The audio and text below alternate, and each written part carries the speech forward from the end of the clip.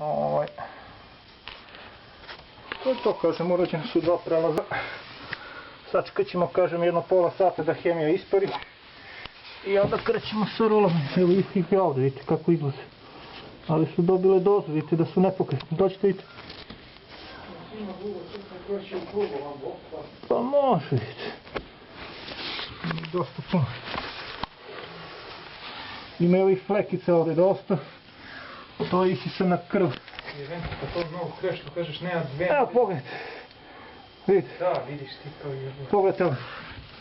Pogledajte ovo. Znači to je ono što ja kažem, znači dok se ne urade dva prelaza ništa. Znači obični prevaranti dođu samo isprsku i to je to. Znači morate raditi uprskavanje i ubrizgavanje. Tek kad sam radio ubrizgavanje počeli su da izlazi. Tako da je to. Hoćeš da ti izvadimo dođu drugu čašu i si Pa može. Znači sačekat ćemo još neki pola sata da hemija odradi svoj učinak. I onda krećemo sa rolovanjem praviti. Evo ima ih i ovdje.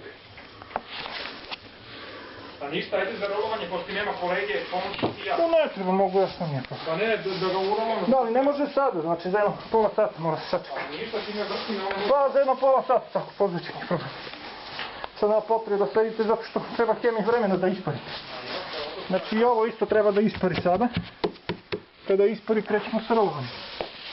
Ali moram da sačekam da hemija, kažem, izbaci sve ono što je u krevetu.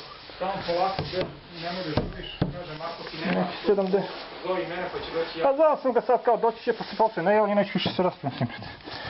Znači to je to.